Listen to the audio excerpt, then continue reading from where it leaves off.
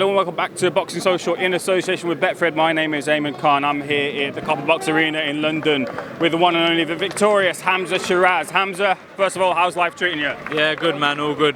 Better after that win. Better after that win. Look, break it down for me first of all, just a summary of that fight. How did you feel it went? To be honest with you, I've been looking a little bit while I was sitting there. It wasn't my best performance. But to be honest with you, 22 years old, 13 fights, and I've gone in with a 30 fight veteran. And I got him out there. I knocked him out, and that was the main thing. And that was it, we move on.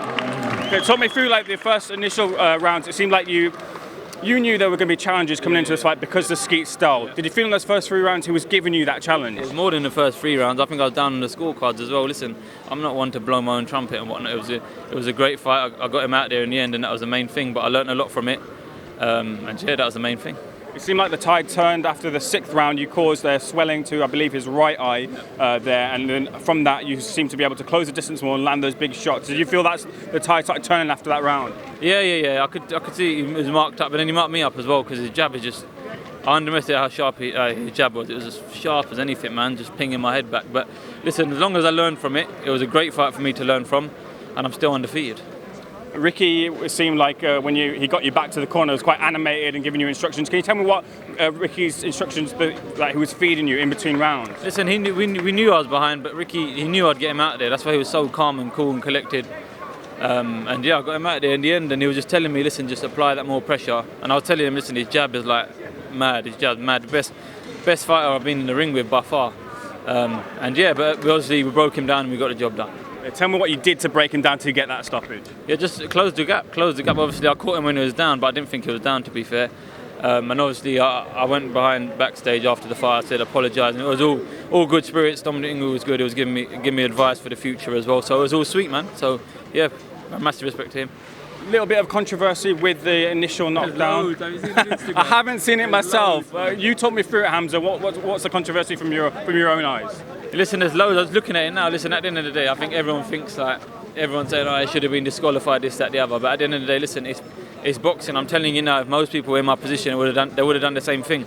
I didn't know that his legs was on the floor or his hands were on the floor. I thought it was just sagging, like bent over. So I thought I'd whip in that shot. But you know, there was no malice. There was no malice behind it. It is what it is. It's boxing. Like I said, if he was upset about it, then there'd be malice. But I went and saw him. I saw Dominic as well. And it was all sweet. As long as they're happy with it, I don't really care, to be honest with you. Were you worried in those moments that it could have been disqualified? The ref seemed to be taking his time with the decision there. No, I knew it wouldn't be disqualified because you could tell it wasn't like I fucking got on top of him and started smashing him while he was on the floor. It wasn't like that. I was just one of them things. It was my adrenaline. But yeah. Fair enough. And it seemed like you had like a meeting after the fight. You talked to him. You said you spoke to Dom Ingle there. Not that there was any beef in the fight, but you had your confidence or anything like that. What were you speaking to each other about after the fight ended? I just had massive respect him. He knew there was respect there. He knew it, man. He used to live near me. I used to watch him. I used to chat to him all the time. Listen, he's a proper nice guy. Even Dominic Ingle, man, like I said, went behind backstage, gave me a bit of advice, and no, like he said, there was no bad blood. We move on. Good luck in his future endeavours, and he said good luck to me as well. So that's all that matters, really. What do you want next then, Hamzah? Obviously you want a rest first, but how soon do you feel like you want to get back into the ring? Whenever really. I'll sit down with Frank, sit down with Andy, and see where we go from here. Hamzah, you're the team captain of Team HS. Team HS are out in force tonight there. What message would you like to send to them for all your fans that came to see you victorious tonight? Massive thank you to each and every one of them.